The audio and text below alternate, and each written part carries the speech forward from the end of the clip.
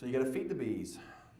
We've heard a lot about that yesterday and this morning, but you got to feed them, but not too much. Don't feed them until they hit the trees. Once again, it's difficult. I know it's difficult to get rushing started before the winter solstice, which is, there's like a 4-day range, but other stocks, I don't know how that works. Sucrose is much better for the bees. It's not as good for the beekeeper. If you buy a liquid sucrose, and you probably have to buy that a half a tanker load at a time, it has a short shelf life. I think it's like 10 days. So you need to buy it and use it up pretty quick. You can extend the shelf life by adding your essential oils, Honeybee Healthy, Pro Health, those kinds of things. I think it's mostly the spearmint that inhibits bacteria growth and fermentation. Dry sucrose, I've never used that. I think they call it divert sugar. You don't have problems with robbing. It feeds the bees well. I'm not sure how well it stimulates foraging. But I know sugar water, 33% sugar water will stimulate brood rearing. If you bump it up to 50%, so that's a 1-to-1 ratio, it'll stimulate brood rearing, they'll grow. You're not gonna put weight on the bees, but when you're feeding bees in the spring, you don't wanna put weight on them, you wanna make bees. So the best time to do this is when you've got natural pollen coming in, whether you've got henbit or you've got alders, and Randy touched on that yesterday, how important the alder plants can be. So how to feed the bees. You need to mix, if you buy dry sugar, you need to mix it up and use it within 5 days. Add the essential oils, that'll help keep it a little bit longer. You really need to store it in a tall, dark tank, so you have a small amount of surface area, because that's where the fungi and the bacteria and all the yucky stuff grows. And if you're gonna leave it for longer than you think, then you can spritz a little Clorox bleach water. Put just a thin layer of bleach water on top, and that'll help inhibit the growth of the bacteria. Andy mentioned on this, there's inside feeders, there's top feeders, there's entrance feeders, there's bucket feeders, there's community feeders. So whatever method you choose, whatever works for you, that's what you use. So this is my tank. It's a 500-gallon tank. It's just white because it's what was available when I was buying them. And my daughter's in there cleaning it out. But I have a 5-horsepower trash pump, a 2-inch trash pump, and that's what I use to mix it up with. So this is the suction. So I just have an elbow going to the bottom of the tank, and this sucks into the trash pump. It circulates it out and comes into this PVC pipe, and it has, I think it's 1/8 inch holes drilled along it. It's got one row on this side and one row on this side, so that it shoots the water out to the sides, water out to the sides, and it just rolls and circulates like this. And you can use it well water, just regular water on the county water system. You can put water in there, put your sugar in there, and turn that pump on. Well, you turn the pump, put the water in there, turn the pump on, get it going, and you dump your sugar in, and it mixes up just slick as a whistle. It works really good. Are you heating your water? No. For a 1-to-1, 1 pound of sugar, 1 pound of water, I've never found that it's necessary. You can get close to 2-to-1, and you'll have some settling in the tank. And if you go any thicker than 2-to-1, you got to heat the water. There's no way around that. And once again, feed it when these natural pollen's coming in. Maple's a really big plant. It starts around January the 10th in my area. Now, you see the little red on the maple trees? What's going on with the maple trees right there? No, that's leaves from the seed pods. It is past bloom. When you see this, you're too late. It's over with. It makes a little whirlybird, so you need to. They're bringing in pollen a couple of weeks before, at least a week before that, 10 days. So it's a little bitty red looking. It's a red flower. It's kind of maroon color, and it has yellow pollen. But you got to get out there and look at it to see it, because when you drive down the highway and you see this, you've missed it. But if you're feeding sugar water and they're bringing in natural pollen, they are going to grow bees. So early spring feeding can be tricky. If you're putting pollen patties on, you're going to be growing small hive beetles. And you don't want small hive beetles in June in Mississippi, because you'll have lots of them. And if you start growing them in January, you're going to have a lot in June. Feed once natural pollen's available in my area. That starts about January the 10th. Buckets or jars work well. They work better than the other feeders as far as getting the hive to grow. As far as overall for the hive, they work better, but they're labor intensive. Community feeders are the easiest. They're fast and easy. The problems with that is the hives that need it the most probably get it the least. And they spread diseases that way. Inside feeders reduce robbing. So here we have a 300-gallon tank with a gear. It's got a 1-inch gear pump and a 5-horse motor on the other side. And that's how we feed inside the hive. So these we've gone through, and the weak hives are getting fed inside. And then we'll put this, we bought these tubs at Lowe's. It's like a 40-gallon tub, and we drilled, I don't have a good picture, but we drilled some holes in the side, and we put some pine straw or pine bark nuggets. You put something in there so the bees don't drown, and you fill it with about 30 gallons of syrup and just sit it out here right out away from the bees. And that's a community feed, and that's more closely to going and collecting nectar. And the weak ones get some feed that they need, plus they get some extra. So your feed is needed to stimulate brood. There's no cut and dried answer if I feed this much on this date. You got to look at your hive. You got to be able to estimate how much brood they're producing, how much more you need to feed. Look at the nectar pollen flow. Sometimes you get nectar flows. You might want to cut back on the feeding because you don't want to feed too much, because there's some problems you can have with feeding. As you see, if you feed too much, you can get them honey bound. So they bring in all that, packing all that in, and there's no room for the queen to lay, and so she's not going to grow. You feed them too much, the population might grow too fast, and they might swarm on you. That's kind of what you're after, but you want to be able to control that. If you feed them, when I type in this, I was like, oh, this is kind of crazy, but this is what happened. If you feed them too much, too early, you can get mold in the hive. Now this will work good for controlling weeds. It's kind of a dark, moldy, mildewy thing right here in front of the hives. So I did a really good thing. These are all of the operation is 10-frame hives, except these bees are going to use for my cell builder. So I made 8-frame hives, 8-frame boxes, and I painted them yellow so that nobody would confuse them with the white 10-frame boxes. And I bought these black buckets so I would inhibit the growth in the feed. Well, they sit here in the sun in the winter, and they get warm, and they build up pressure, and the syrup just drips. And there's a decent sized population of bees in there, so there's a lot of condensation up there, and I drowned some of the bees. I had so much sugar running out. It was running out the front of the hives, and it killed the grass. So you got to pay attention to what you're doing. You have to be a beekeeper, not a bee haver. And so I had some bees with buckets on them. That's all I had. And then besides that, you just waste money if you're feeding like this. You're just wasting money. But you also got to be sure that you don't feed them enough that they grow a population, and you stop feeding, and then they need more sugar, and then they starve to death. That's very counterproductive also. Okay, so we feed so that we get a big population of bees, and then they might swarm. And remember, if there's no bees in the box, there's not going to be any honey in the barrel. So swarming, it's the natural process that bees reproduce. And you can't always you can't Mother Nature. Sometimes you can't outdo her. To maximize honey production, you're going to need somewhere between 60 and 80,000 workers, and 20 to 30 of those are going to be foragers during the peak nectar flow. A hive will usually swarm just before the main nectar flow. When it's just the wrong time to happen, that's they're going to swarm.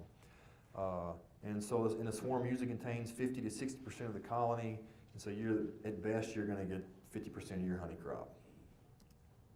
So why does swarming occur? It's a lack of sufficient amount or lack of the dispersion of the queen pheromone.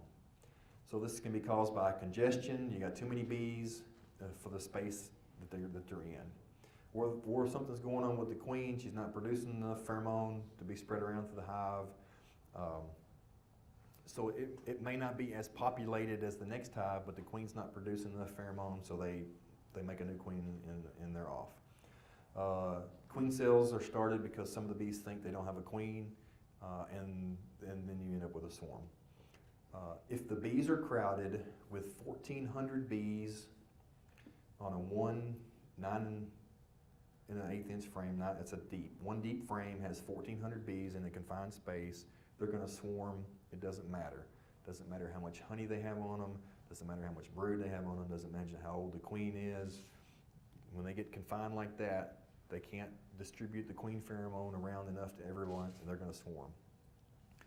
So if you have 60,000 bees, and you had 14,000 on a frame, you need 43 deep frames to provide enough space so that they won't swarm.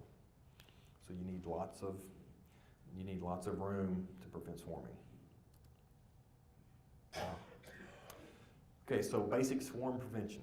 You're going to avoid congestion of the brood nest. You want to keep your young queen in the colony. You want to put your supers on time. You want to use 2 brood chambers. If you don't use 2 brood chambers, there's ways to do it with a single and an excluder, but it's more complicated. Timing is critical. The time you do it is what's critical on that. You can starve the bees, and that'll prevent swarming. But that doesn't mean starve them to death, but you can starve them so that they don't have adequate excess stores, which just counterintuitive to what you've just spent the last 4 weeks, 6 weeks doing. And you can equalize strength in the yard. So if you've got some really strong hives, you can pull some frames of brood and put them over in the weaker hives.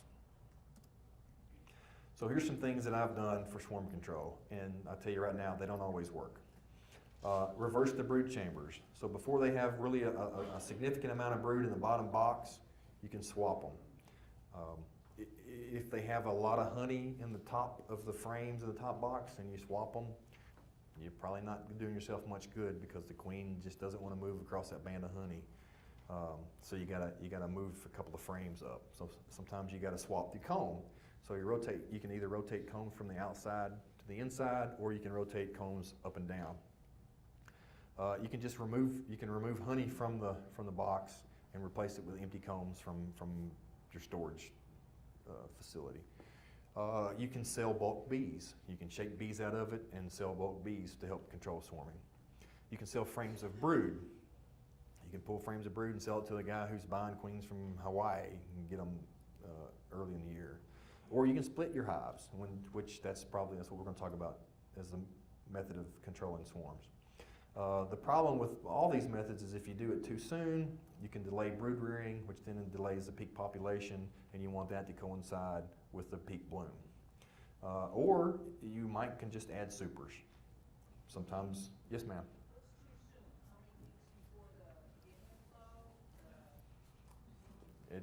That's something that's different every year.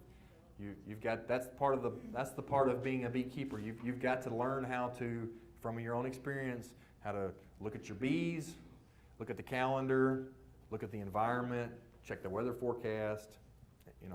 Some of this stuff is really just a guessing game.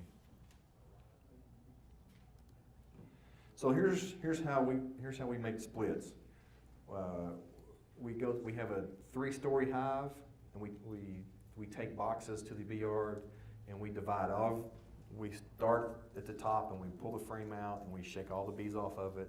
And if it's a brood, we put it in a box. We put 2 broods and a honey, and we have empty frames. And we do that all the way down, shaking all the bees off.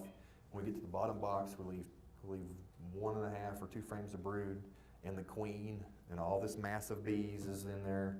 We put an excluder down, and we take all those boxes and we stack them back up.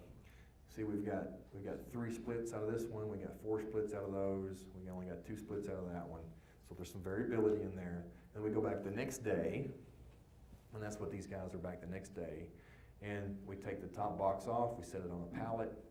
We make a stack of them like that. We stack them on the truck, and we haul them to another location.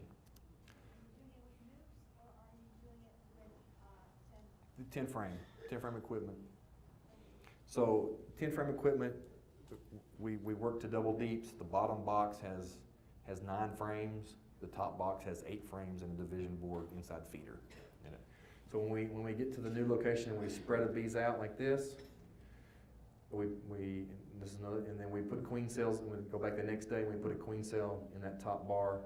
If it's relatively warm enough, we put the queen cell in the top bar. If it's going to be cold at night, if it's going to be in the 40s, when we'll pull a frame up and put the cell in the brood, and then we leave them there until May, and then we ship them north. but we are mating queens and we're growing the bees, and they're growing bees on secondary locations. You see this right here? You know what that is? That's a maple tree. It's got the leaves on it.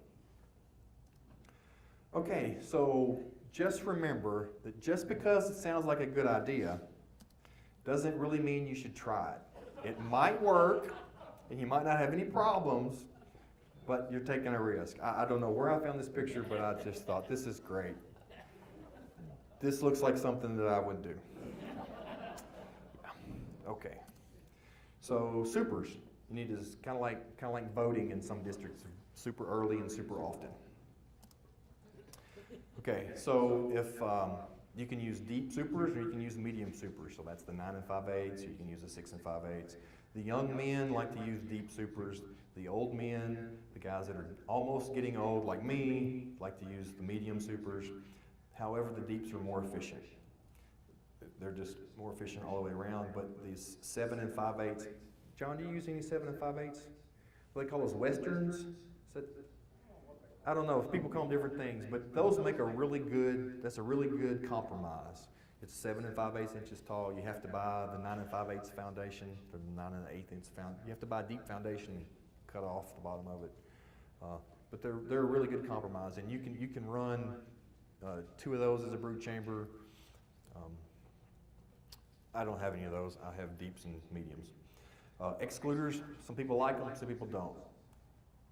I used them this year, and it worked out fine. Now, you need to start supering by the calendar.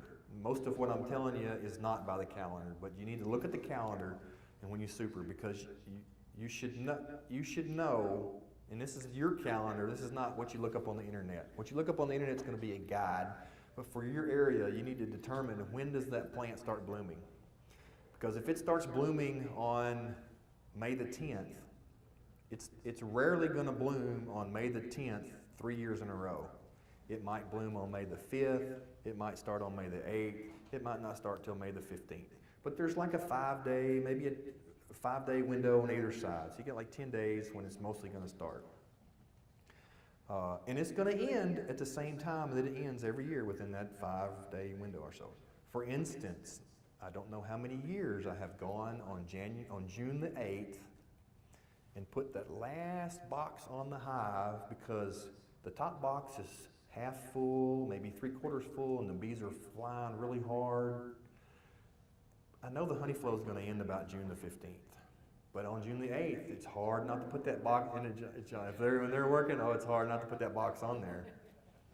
And you go back to pull the honey, and you got a top box that's empty, and you got a second box that's half full. You know, but if you, I think I get to this in a minute. So where do you put the supers? You put them on the top, you put them below the box, or whatever. As long as you get them above the brood nest, that's the important thing. Whether you want to pull 2 boxes of honey off and put it down or put the one on top, what research they've done, there is no difference in the honey production. It matters on how well you sleep at night and how much your back hurts. Okay, so you need to know the potential of your location and the potential of your bees. If you under-super, if you don't put enough supers on, you're going to get less honey because they're not going to put it. I mean, I have seen them build comb underneath the pallet, but it's really hard to get that into the extracting equipment. It just doesn't work. So if you don't put enough supers on, you're not going to make as much honey. And the bees are going to put the honey in the brood chamber, and you're going to reduce the number of bees. She's not going to lay as much, so you're going to reduce. If you have an extended bloom, if this is in the spring, if you don't put enough honey supers on in the spring and you crowd her out, they're not going to be the population there to make the honey in the summer. If you over super, it takes more time and more energy to handle a half-empty box than it does a full box when you get it into the extractor room. That's costing you money. So you got to run this balance between put on enough supers so they fill them out. A good friend of mine says he likes to see them natted together. So when he opens that top box, he wants to see brace comb in between there. If you have lids with a space on them, you need to see bird comb up in there. That's when you pull the honey. That's not what you want to see in the middle of your honey flow, okay? A 6 5/8 box, a medium box, is going to hold somewhere between 25 and 30 pounds of honey. A deep is going to hold somewhere between 40 and 60 pounds of honey. You need to know how fast can they fill up that box. They'll fill up a deep, let's see, 3 mediums and 2 deeps are the same height-wise. So a deep is like 1.5 mediums. But they'll fill up a deep. They'll put more honey in a deep than they will in a medium in the same amount of time because they don't have to cross the top bar. That's just, I don't know why, but they will. So you need to know, how many boxes do I need to put on? How soon will it be before I get back there? Do I need to put 2 boxes on? Do I need to put 4 boxes on? Do I need to put 1? Because if they're going to fill it up before you can get back, then you need to put an extra box on there. So here's the way I try to describe it. You can't look at the beehive and say, oh, well, okay, they have 3 boxes on them, so I'm gonna put 2 boxes on there. Depends on what time of the year, you know, because they started making this honey in March and this is in June, so they've made this honey for a long time. So we normally put 2 boxes on at a time until we get up. This is not a good one because this hive body, I'm chasing a rabbit for a second. That's a dead hive. There's a dead hive there. There's a dead hive around on that side. There's a dead hive over here on this other side. There was 32 hives in this yard and 8 of them died. So this is, and they were doubles. So this is a hive that died. It had some honey in it when I stacked it up there. So this hive did not make all that honey.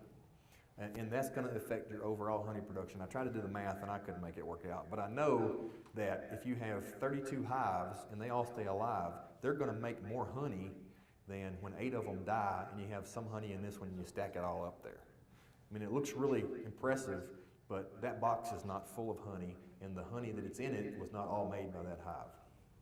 So when you're putting supers on, we put these 2 supers on at a time, we put these 2 supers on at a time, we put these 2 supers on at a time, and then we just put 1 and we put 1 because we're getting close to the end of the season. Okay, pulling honey. If you have a spring and a fall crop, you need to pull that spring crop, extract your honey, put those wet supers back on there. I don't buy into the whole nosema problem. We checked bees for nosema and we got counts. And we went back a month or 2 later and checked the exact same hive, and the nosema went down. There's research that shows that when you treat for nosema, you end up with more nosema than you started with, except in the next experiment, when you don't do anything, you have less nosema than you started with. So the research says, we don't understand, so I don't worry about it. Okay. Now Andy worries about it, and Andy is doing lots of other things that affect the health of the hive while he's taking care of his nosema problems. And I'm not saying he doesn't have nosema problems. I'm not saying I don't have nosema problems. I don't worry about it. Okay, so you need to, if all you make is a spring crop, you need to get that off early and don't leave it on there because the bees are just going to eat it. And if you got small hive beetles, you run the risk of them taking care of it for you. Put your spring crop, check for mites, treat if necessary. Add your supers for the summer crop. Pull your summer crop just as soon as it's over. Check for mites. You don't have to check for them. You just treat. You got them. And then we're trying to make as much honey as possible, so we double crop. So we make honey here, make honey in Mississippi, take the bees to Arkansas, make honey there. So you need to start pulling your honey there before the flow ends, because you can't pull all your honey in one day. And so you need to, because it doesn't matter when you start, what matters is when you end. And you need to finish pulling your honey as close to the end of the honey flow as you can, and move those bees to the next honey flow so that you don't, I don't know how to describe it. I don't know what the scientific way to describe it is, but it's a morale problem or something. But if you pull all your honey and you let your bees sit for a week, and then you move them north to another crop, and they have to sit for a week before anything's blooming or whatever, they just don't do as well as if you pull the honey, put them on a truck, and take them up there. They'll make more honey doing that way. Okay, so in Wiggins, our nectar flow ends by June the 15th. We know it's going to take 14 days to get the honey pulled. It takes 14 days to get the bees moved. The next nectar flow, the bees need to be in Arkansas by July the 4th. If they're not there by July the 10th, they will not make as much honey.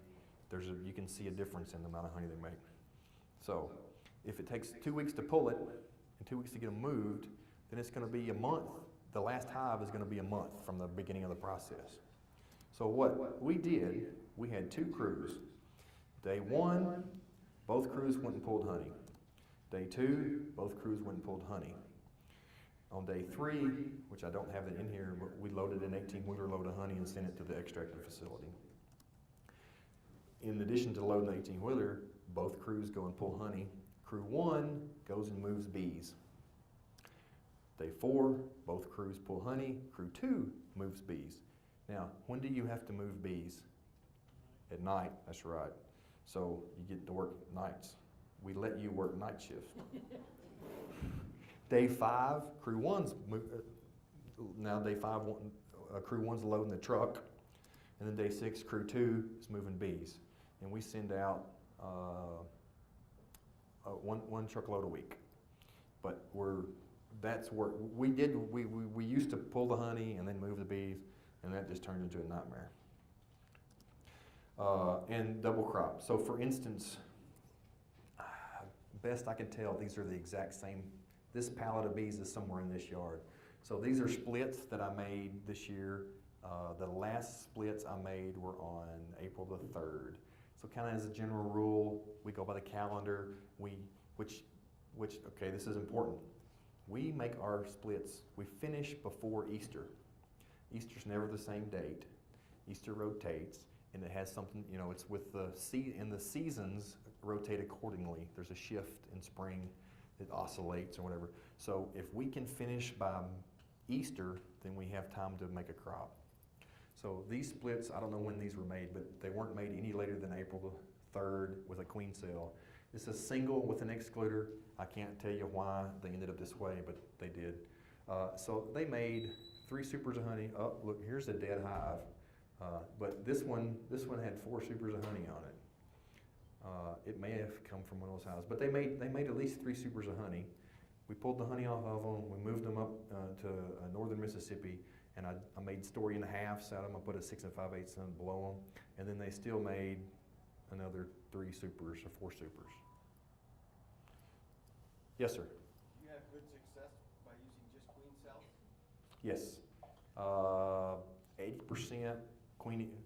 30 days after they put the queen cell in there, if I have 80% queens, that's bad. Sometimes I get 92%. Wow. Yes, sir. You leave, for your honey flow, you leave 4 hives on like that on the pallet? Yes. Stack them up. Do you have any problem with drifting or anything like that? I have drifting, but it's not a problem. Not a problem. I mean, that's the way migratory guys, commercial guys do 4 or 6 on a pallet. Now, if some of them do 6 and they leave them, I've seen some where they do 6. Some of them they turn them the other direction. But these are on clips. There's a metal clip in there, so those bees are kind of locked into that pallet. Yes, sir. Since you're in the hot climate, how about entrances for the bees? Just on the bottom, or? No, I have I have entrances up here too. They're usually in the corners. It's old equipment.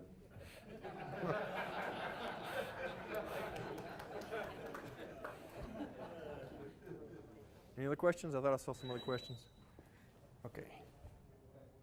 So this is double cropping bees. Yes, ma'am. Do you run all screen bottom boards, or do you solid? Solid bottom boards. Screen bottom boards do not work well with forklifts. What do you do for small hive beetles?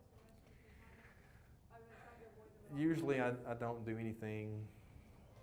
There are some things that you can ask me later, but there's not really anything.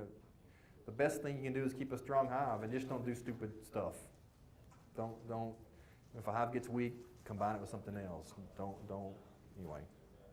There's not any really good thing you can do.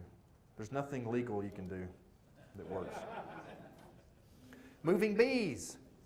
I hate moving bees in the summer. I have learned to hate moving bees in the summer. And I have a video that's not going to work. That's a shame. So I don't mind moving bees in the winter because you don't have to wear a veil. I like winter, and my winters are different than your winters here. But now if you're living, and now look, there's areas in Georgia, North Georgia in the mountains, their winters are different than mine too. But I don't mind moving bees in the winter. You don't have to wear a suit. You can in the mornings you can strap them down. Now we have this net that we put over the top, and we bungee cord it down, and we don't even, if we're going close, 30 miles or so, we don't even put straps over them. Sometimes I'll throw a strap over the very back row just because I'm OCD about bouncing off the back, but they don't bounce off the back. But that net's to keep the lids on. That's what the net's for. And it helps hold the hives on there too. But moving bees is a nighttime thing. Where's the truck? Here's the forklift. There's the pallet of bees. There's the next pallet of bees. That's the parking lot for the truck. I mean, I hate it. The bees are all on the outside because you're doing this in June and July. So maybe, I wonder if this one will work. Let's see. No, it's not going to work. Anyway, it's a picture of a little video of loading the truck. But when you, and it, of course, these are 18 wheelers. It's my dad's operation. My operation's not quite that big. I'm in the hundreds of hive range, not thousands of hives. And I don't want 10,000 hives. But when you load a truck, whether it's an 18-wheeler or a ton truck, you start in the evening before sunset. It's really good if you can finish loading the truck before it gets dark enough to turn the lights on. But there's bees flying everywhere. And in the summer, we pull the honey and put this third box, honey super on top to give the bees a room to go and ventilation. It's just not fun. Okay, hives versus honey. You can't eat the cow and milk the cow. Y'all get that? You understand that? So, there's a guy, Boudreaux and Thibodeau, Boudreaux and Thibodeau over in Louisiana. So I went over to see Boudreaux the other day, and he had this three-legged pig walking around. I was like, what is up with the pig? He said, oh, that pig saved our life. The house caught on fire last week, and the pig ran in there and woke me up and drugged the kids out. He saved our life. I said, well, what happened? His leg get burnt in the fire? He said, oh, no, a pig that good, you can't eat him all at once.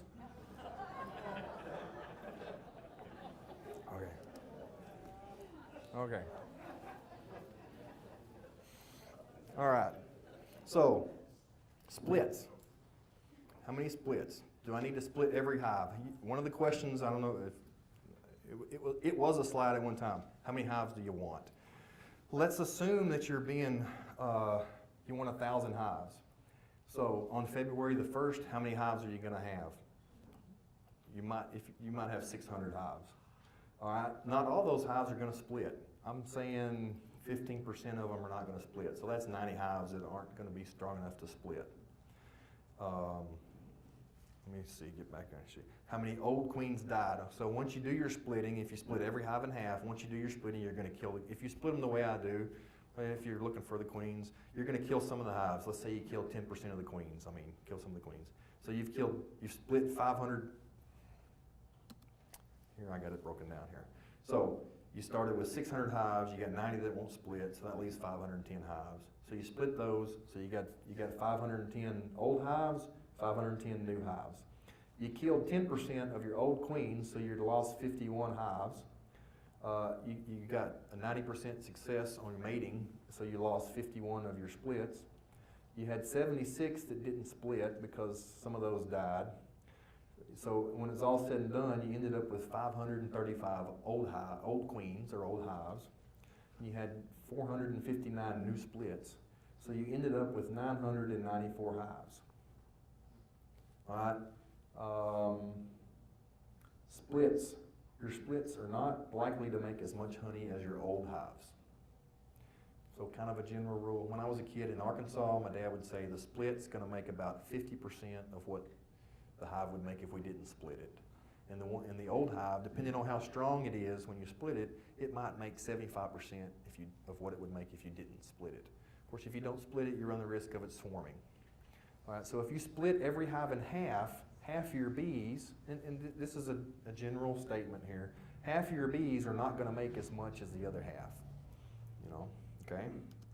So what if you split a third of your hives and you split them into thirds?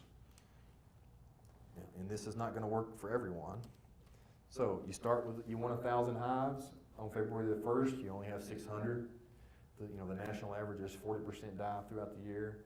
So you're working with the same numbers. You got 90 hives that won't split, but you're only going to split 300 hives, and you're going to get 3 new splits out of them.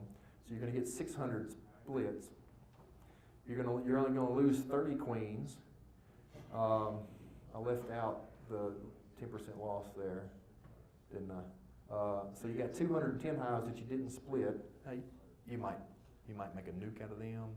You might even those up. You might have to do something to those, but you didn't split them in half. So you're going to end up with 1,020 hives, and you got 200 of them that are going to make more honey. Next one. So you got 210 hives that you didn't split, so they're going to make more honey than the other ones. So you end up with more hives, and you're going to end up with more honey.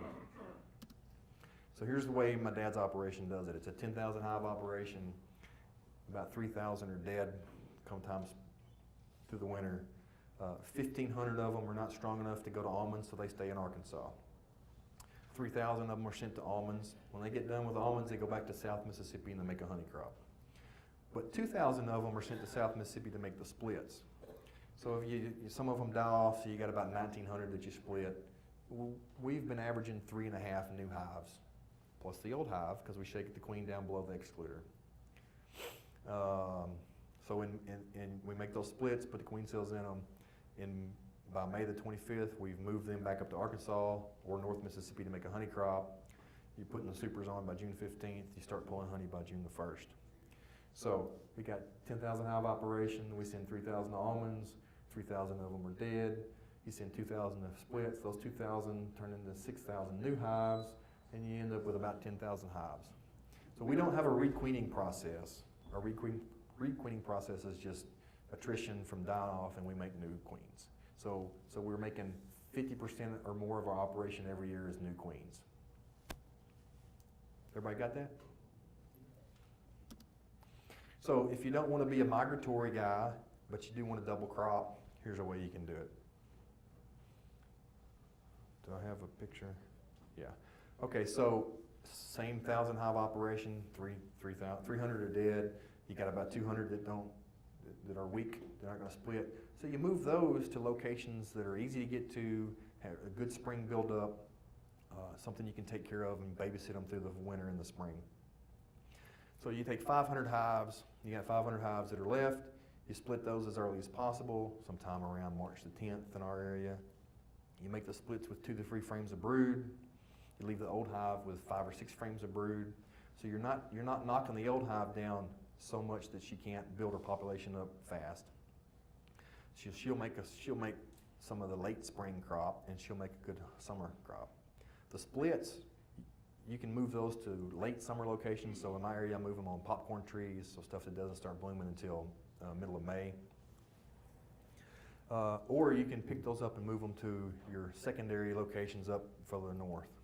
And you leave your old hives, I think I got ahead of myself. You leave your old hives on the spring locations, you pull the spring honey, and you move those, then you start double cropping those. You move those to their second crop. So it's something like this. In January, February, you're feeding up your bees. March the 15th, you're making your split. By the 22nd of May, you've pulled the honey and moved the hives that you didn't split to the second crop. On June the 15th, you pulled the honey from the hives you did split, and you can either leave them there, depending on your area, or you might move them to a secondary crop. And then sometime around August the 20th, you can pull the honey, and then in October, you can move the bees back down to your southern locations.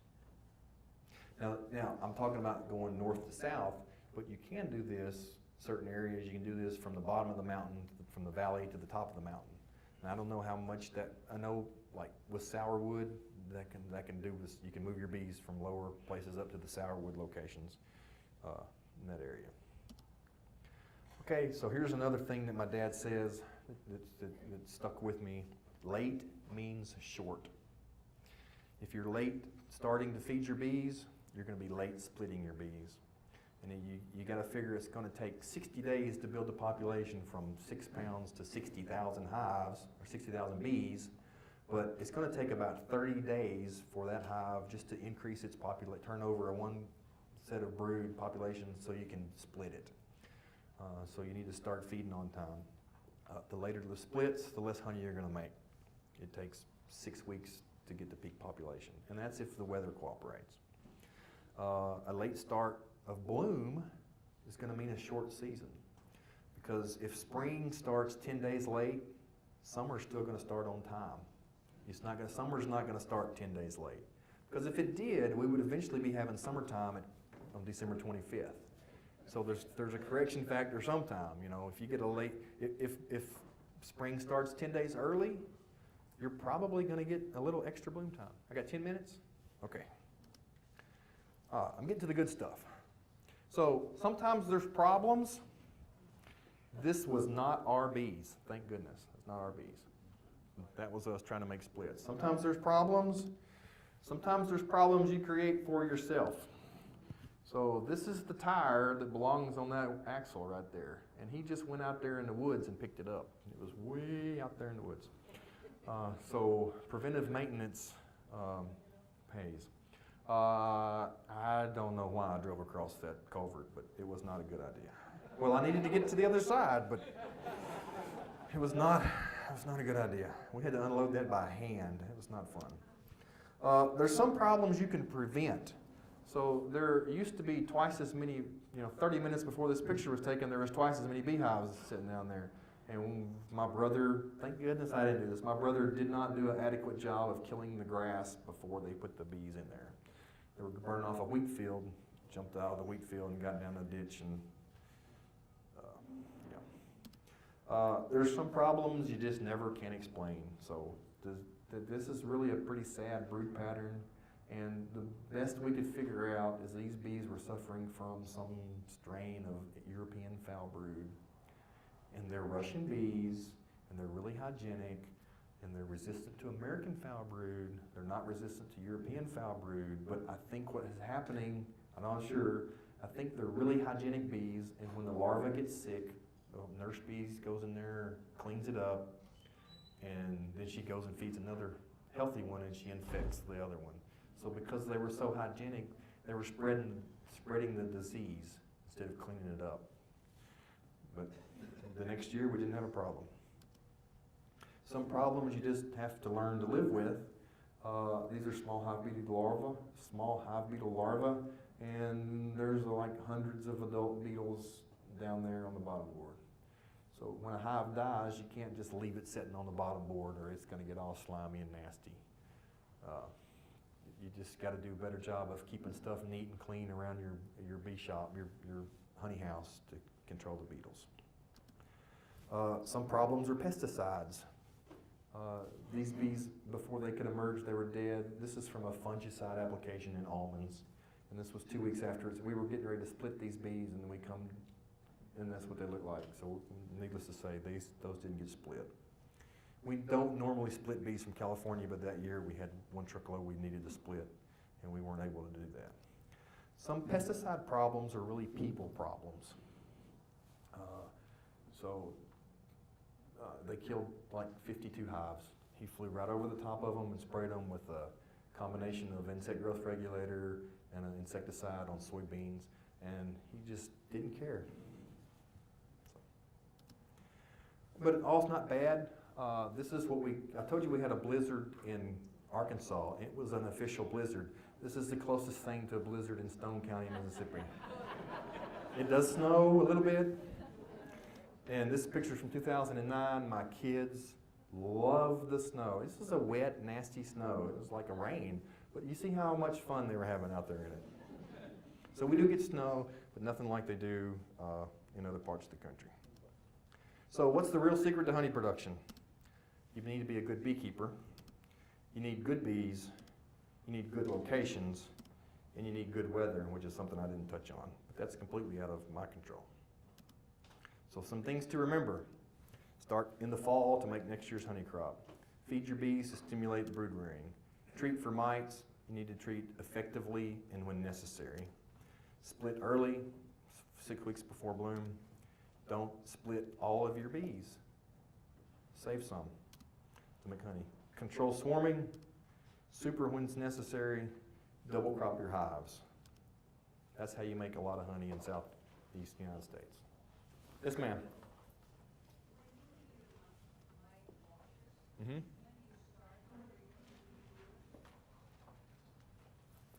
Do as I say, not as I do. So most of my mite washes are done in conjunction with my breeding program, and I just do them twice a year because I'm selecting for resistant stock. But when you pull the honey in the spring, check. Before you put honey supers on, check. You can't check too much. Yes, sir. Talking about your breeding program, what's your criteria for selection of your breeder program? Number one, reduction in mite growth over time. So it's not a snapshot of how many mites are in the hive today. Take mites at the beginning of your test, mites at the end of your test, and which hives grow the least number of mites over time, number one. Number two, honey production.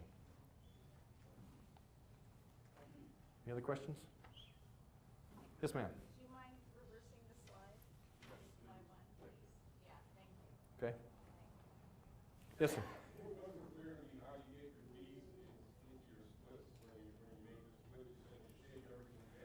Shake all the bees off, because we're shaking all we're doing is shaking the queen off, is what we're doing.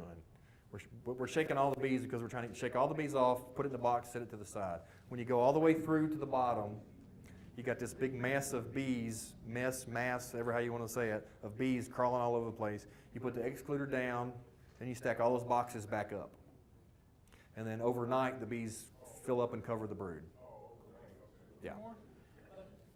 Just a quick question.